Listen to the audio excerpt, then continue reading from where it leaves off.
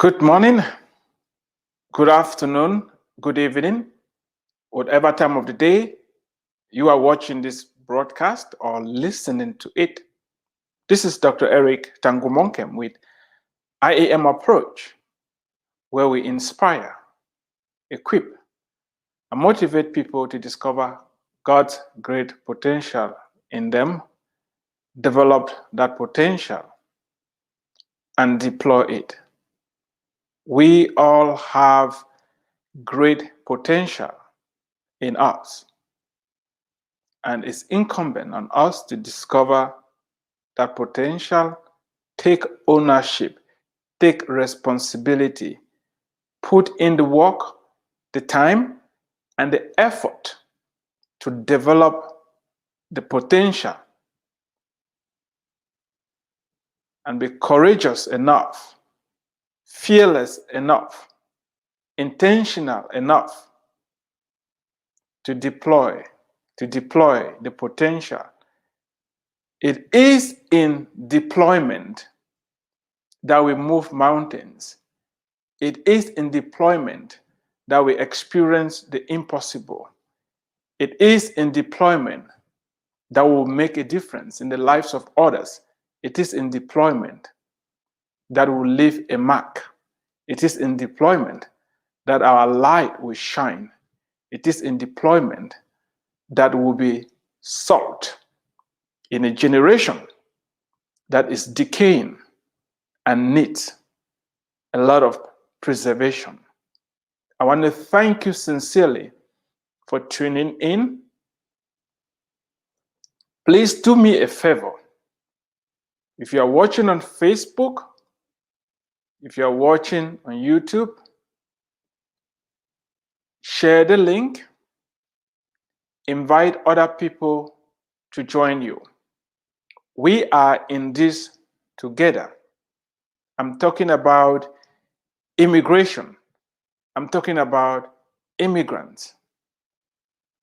Don't say it doesn't concern you. If you dig deep into your family tree, you're going to find immigrants in there. It doesn't matter what part of the world you live in.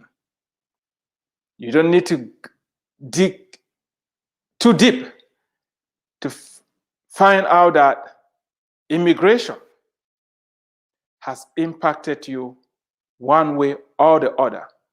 All of us have had immigrants in the past in our family tree. Nobody is exempt.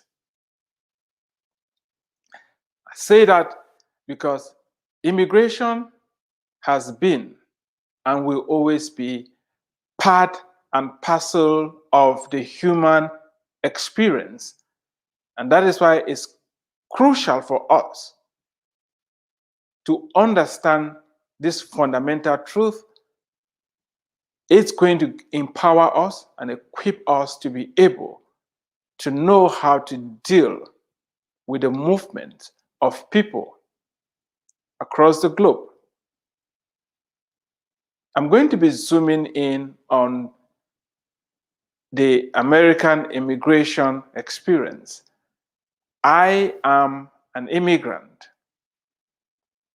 I speak from my personal experience. Hopefully, what I've learned can help us to forge a way forward. We are faced with a lot of challenges right now. The good news is that challenges are opportunities that have been disguised. If we can crack the code, if we can overcome these challenges, we are going to experience boundless increase and opportunities that are hidden in these challenges. The knee-jerk reaction of thinking that get rid of the immigrants, all our problems are going to get solved. It's not true. We need a comprehensive understanding and a comprehensive approach to issues of immigration. Because, as I said yesterday, if you are not yet working with an immigrant, sooner or later, you will. If you have not yet hired an immigrant, sooner or later, you will. If your doctor, your nurse, your dentist is not yet an immigrant, sooner or later, you are going to be served by an immigrant. If your co-workers are not yet immigrants, sooner or later, you are going to encounter immigrants. There is no place to hide. Immigrants are here. They are already impacting your life. That is why we cannot afford not to do anything. Hiding our heads in the sand is not a solution to the challenges that we are facing. I promised yesterday that today I'll be talking about the way forward. However, with your permission, I'm going to push that forward. I realize that there are other things that I need to talk about before we talk about solutions. I am in for solutions. I am in for a way forward. I want us to benefit from the interaction of people moving around. Before we get into that, there are a few crucial things that I would like to talk about today. Because if we don't have a proper understanding of why people move, which is something I touched on yesterday, and I'll elaborate a little bit more today, then we lack the ability to come up with policies that are going to facilitate the movement of people. If all we see are the disadvantages of people moving around, of people migrating, then it becomes a problem. But if we can train ourselves to focus on the advantages of interacting with other people, of what the value that the immigrants bring, is going to make us excited, it's going to open us up, and we'll be able to leverage what the immigrants bring on the table. Migrating is very difficult.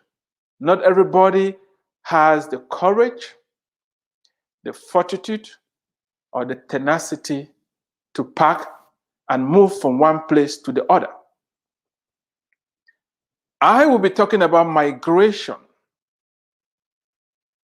in a broad sense. While we have national borders, which are very necessary, let's not forget that people are moving all the time. Some move within the borders of a country, some move across international lines, some move across continents. It doesn't matter how far you move. Movement is movement. And as I said yesterday, there are three reasons why people move. Three basic fundamental reasons. I'm going to add a fourth one today, which is those people who move not because they want to, those that are forced to move by other people.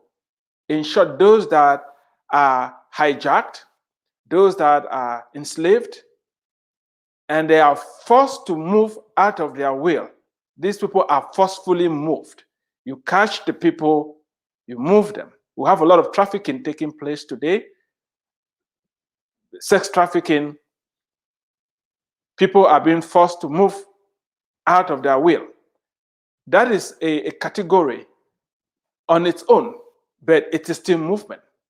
The three basic categories I discussed yesterday are: people are fleeing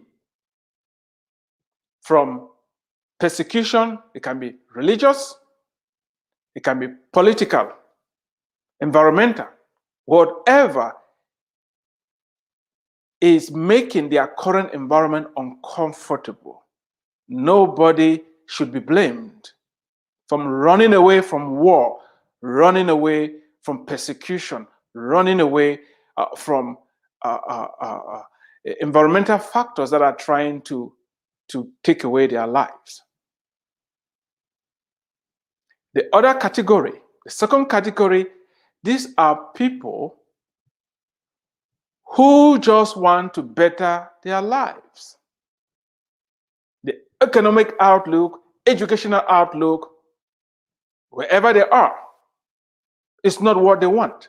Again, I'm not in the position to define what is good for X or what is good for Y. But people evaluate their circumstances and they arrive at a conclusion. They can be right, they may be wrong. We hear that the grass is always greener on the other side. That is a discussion for another day, and it's something that I've written about extensively, and we are going to discuss that as well. For now, let's assume that somebody has evaluated their situation. They may be using faulty information, because from what I've experienced so far, migrating for economic reasons at times, you may be sacrificing unnecessarily, because there's a dark side to this type of migration that most people don't talk about. We're going to get into that in another broadcast. For now, let's assume that there are economic reasons why somebody has to move. We can fault them for that. We cannot fault them. Just because you were born somewhere does not mean that you are tied to that place. The earth and the fullness thereof is the Lord's. You are free to move around. It's okay to move if you evaluate the circumstances and they are not delivering whatever you want, whatever you desire. You should pack and move somewhere else.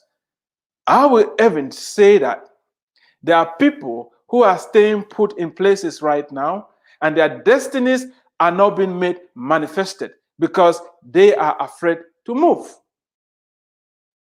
Your movement may be to move within the confines of a particular country, to move out of a particular neighborhood, to move from one state to the other. You have to know. Maybe you need to change your neighborhood. Maybe you need to change your country to be all you were created to be.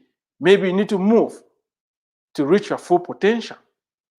It is very important for us to understand that movement is fundamental to the human experience.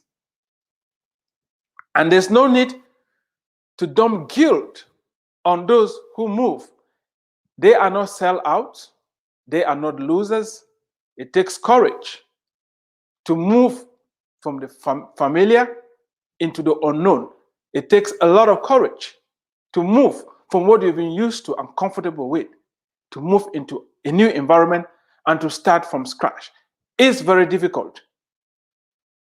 For the past almost 20 years that I've lived in the United States as an immigrant, each day has been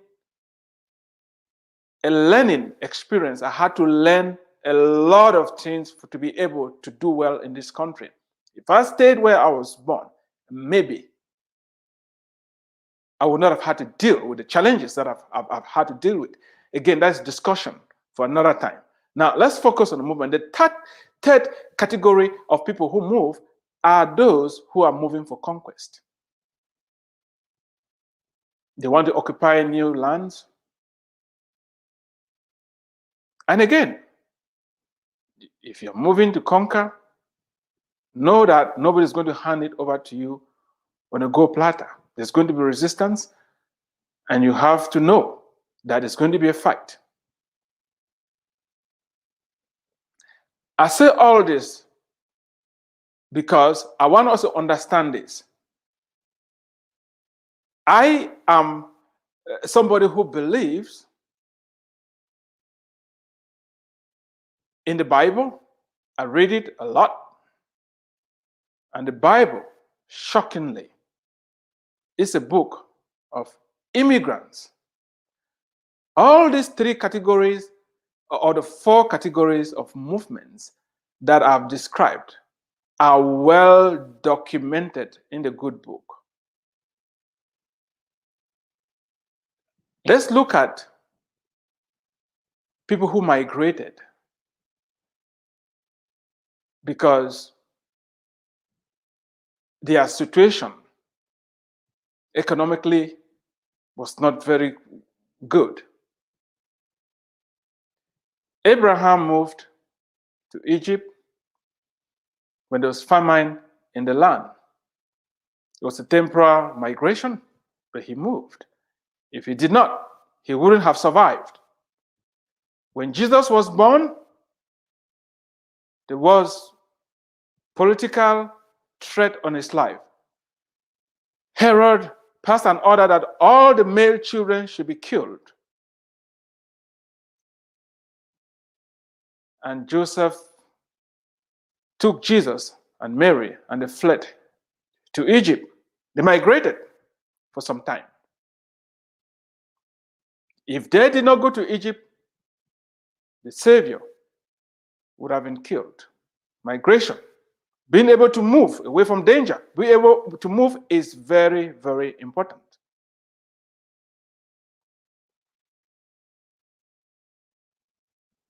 When you look at the movement of the initial movement of Abraham, God told him to move. And in that situation, he had to change his environment for his destiny to be made manifested, for him to align himself with the bigger calling on his life. He was called to be the father of nations. It was something that was bigger than him. There are some of you that need to move. We need to understand that within the context of understanding that people migrate because it's a bigger calling on their lives. Today, we are excited with some of the inventions of Thomas Edison. He was an immigrant. If he didn't come to the United States, I don't know if he was going to have that enablement or the environment for him to excel the way he did. Can talk about many, Graham Bell, many other immigrants that moved to the United States and left a mark, not just on this country, but on humanity in general, because it moved into an environment that was conducive, an environment that ignited the potential that was in them, and they were able to live up to it. When you read the Bible, it's a lot about conquest. When the children of Israel left and moved into the promised land, they displaced people and occupied the lands that those people were occupying. Joseph was forcefully taken down to Egypt. He didn't want to go to Egypt. He was caught up as a slave and taken down to Egypt.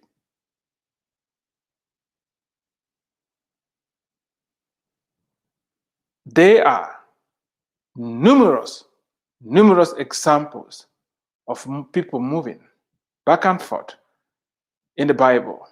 So I want us to get comfortable with the idea that God uses the movement of people in the bigger scheme of things. Moses fled from Egypt to Midian. If he did not, he would have been killed. I say all this for us to understand that next time you encounter somebody that has moved from one country to the other, from one state to the other, from one geographical location to the other, you should be asking yourself, why did they move? What is the bigger scheme? What is the purpose behind their movement? What value are they bringing? How are they going to make our lives, all of us, better? Those are the type of questions that we should be asking, because the movement of people in the past and now is associated with a lot of benefits. We are not going to underlook the challenges, and that is why we need to come up with solutions that are workable, solutions that make sense. When people move from one place to the other, it's because they have evaluated their new destination to have something of value to them. And that is why, for those who move, when you get into the new environment, it's critical for you to understand that whatever attracted you to where you are right now must not only be preserved, it has to be improved. If you want to make your movement worthwhile, you have to get out of your comfort zone. In fact, you have already taken the first step of getting out of your comfort zone. And I want you to keep getting out of your comfort zone. You're going to keep growing like that. And that's why it's important. If you move to any country, learn the language, learn the culture. Do everything within your power to understand your new environment, to understand how things work. It is in solving solutions that you are going to get to the top. It is in adding value in your new environment that you are going to become significant.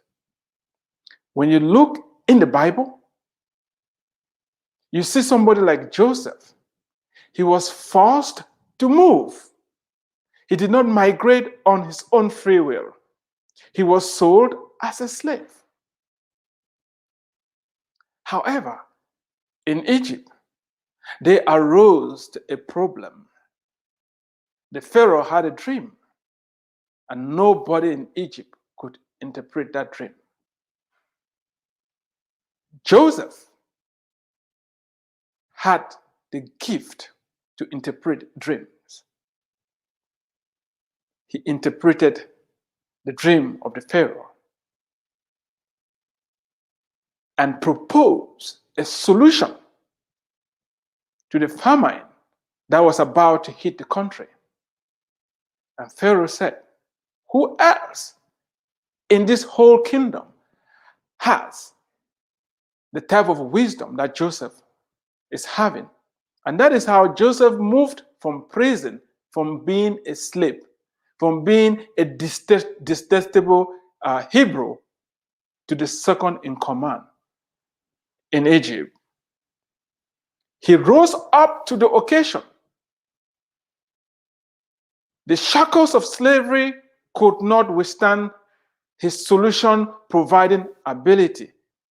The social discrimination in Egypt could not work against him because he was able to bring forth solutions on the table.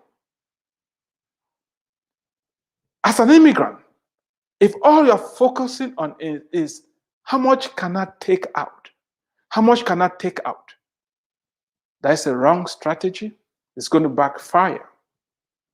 It's more blessed to give than to receive.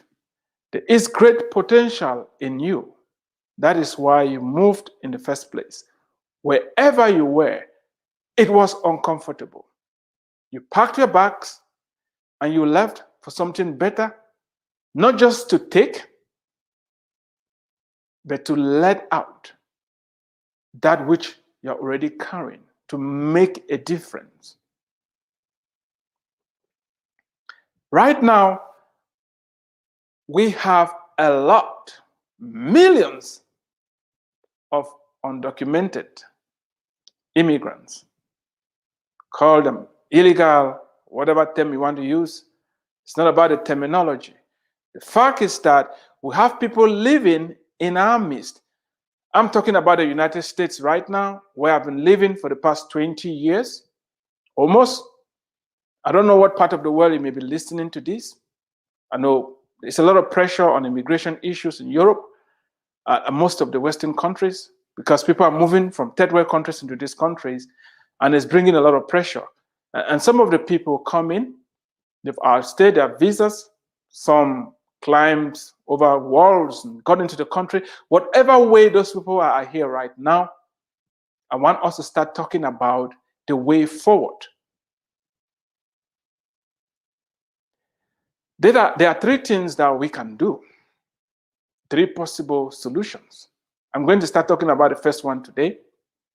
And in the next broadcast, we're going to enter the other ones. The first solution is don't do anything. Pretend that it doesn't really matter. You are fine. Your life is going on well. Your kids are doing fine. Your family is doing fine. Well, let those immigrants sort out their mess. By the way, why did they come here in the first place? Why didn't they just stay wherever they were born? I have said that three reasons why people move. We can't blame them for moving. It's just what it is. It's always going to be. People are always going to be moving. So the sooner we come to terms with that, the better for us, so that we can actually solve these problems. Don't look at the immigrants as a problem. It's an opportunity. So the first solution, don't do anything. Hide your head in the sun. The second option is, oh, wow, these people are here illegal. Let's just give them amnesty. Yeah, great. Just wave your hand and solve the problem like that. Or the third option, all these millions of people, just bundle them up and dump them wherever they came from. Yeah, the situation appears to be very complicated, but it should not be. We have to be reasonable. We have to think very carefully. We have to appreciate what is happening. We have to move away from scarcity thinking, a mindset that believes resources are finite, and that people are a problem. We need to move away from that and think in a more comprehensive fashion. I shared with you my own challenges of dealing with the complexities of the immigration system, and I think we all can do a better job. Let's look at the first option. Don't do anything. Just live your life the way you're living right now. The immigration is, concerns those states that are on the borders. I used to tell people, what were those who went to Africa and caught Africans and brought them to the United States and enslaved them, allowed them to have children? What were they thinking? Just to make a buck. They did not think that these people were multiplying, they were having children, and that eventually they will have to deal with the fact that other humans are in chains and in shackles. They just kicked the can to the next generation. They exploited them and made money. It wasn't really I mean, when you look at it at the end of the day, it's the almighty dollar. Let's make some money. It's all about the bottom line. We cannot keep living like that. And that's why right now, some of us feel, why am I even wasting my time talking about these issues? Because it is affecting you, it's going to affect you. We're dealing with the fallout of slavery right now. If those people thought very carefully, they wouldn't have even engaged in it in the first place. They did. And now we have to deal with that evil. We have to deal with that. I know some of us don't even like me to mention this. It's part of our experience. You turn on the news every day. You see all the tensions that we are having, the problems that we have to deal with. And it's high time for us to have these conversations. They are very uncomfortable. They are very messy. They are complicated. Who are we waiting for to solve them? It's your business. If you say it's not my business, it's your business. If you are living in this country, it's your business. Because the immigrants, documented or undocumented, are here. They are having children. They are multiplying. You are interacting with them directly and indirectly. You are sharing the same space. You can only run away from them for so long. It's going to catch up with all of us. And that's why I think everybody living in this country must start thinking thoroughly about these issues, because it's about us, it's about our country, it's about our future. We cannot afford to keep kicking the can down to the next generation. Now, let me paint this picture for you. Maybe you've not thought about it. Do you know all the parents, a majority of the parents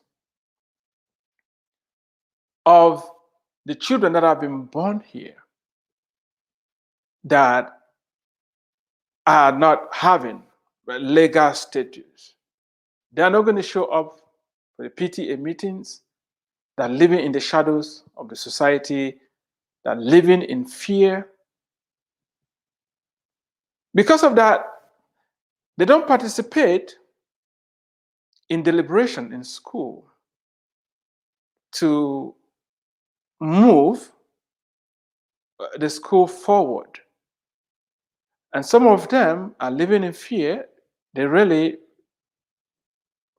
haven't had the opportunity to grow in other areas, maybe learn the language.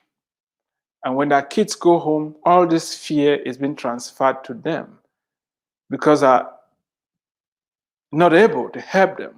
Is it homework and help these children really thrive? What do you think is going to become of these American kids that have been raised under those conditions? When they fall through the cracks and end up in jail, we, the taxpayers, foot the bill. Is that really the way we want to use our resources? Is that how we want to build a prosperous country? Is that how we want to make America really great again? We need to ask these questions.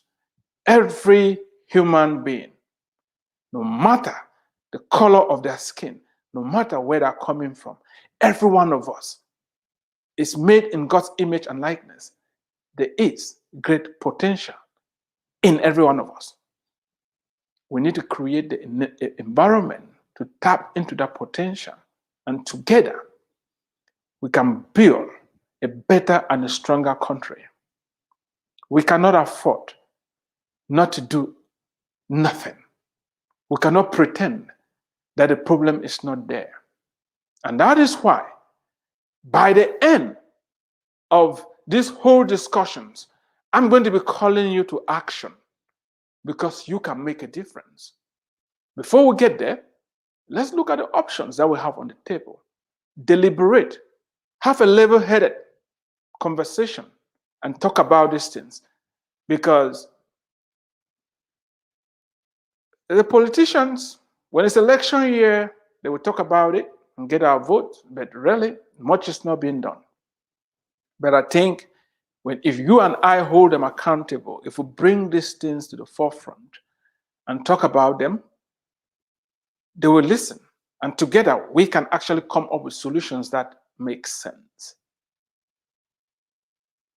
It is not just demonizing one side. I know that those who want, just don't hold people accountable. I spoke about it fervently yesterday, that character, integrity benefits everybody. Law and order benefits everybody.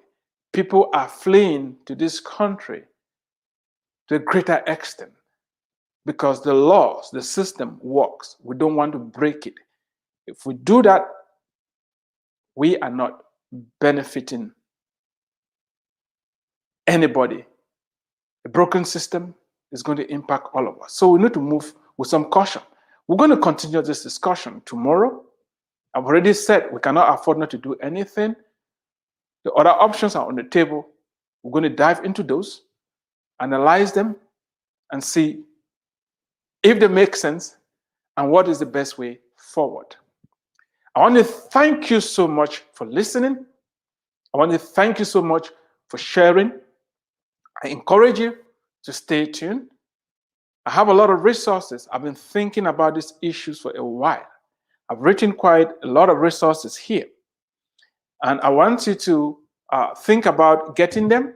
If you interact with immigrants, if you have immigrants at your workplace, if you are the owner of a company and you're trying to look for ways to empower the immigrants to rise up to the occasion and make our country better, I have a book here that I'll be talking about as time goes on. It's a Welcome to America, 52 Proven Strategies that would position you to excel as an immigrant. This is a gold mine. We're going to dig into this, but I want some of you who may be thinking, oh, how can I support what is happening here, to order copies of this, give it out to as many immigrants as you can. As I said, we produce these materials. There is opportunity for deep discounts for those that are interested in getting more than one copy. Call the number on the screen. You're going to be talking to me directly, or you can email me using the email on the screen. Let's talk about getting you some huge discounts for this resource so that I can put it in the hands of people and we continue the conversation. I have here my own immigration story, Coming to America, A Journey of Faith. It's going to change your life. Grab a copy, read it, bring forth the questions. Let's have a conversation. And this is from Cameroonian to an American citizen. I know some people frown on, you abandoned your country of birth. They don't understand. As I said, some people must move for their destinies to be made manifest. Some people must move to reach their full potential. It's part of the human experience. If you're one of those, you know. Those that have to stay put, stay put. Those that have to move, will move. We cannot prevent people from moving. Grab any of these resources, share them. If you have questions, get them to me. Let's keep the conversation going. Thank you for watching. You have been listening to Dr. Eric Tangumonkem with IEM Approach, where we inspire, equip, and motivate people to discover God's great potential in them, develop that potential, and deploy. See you next time.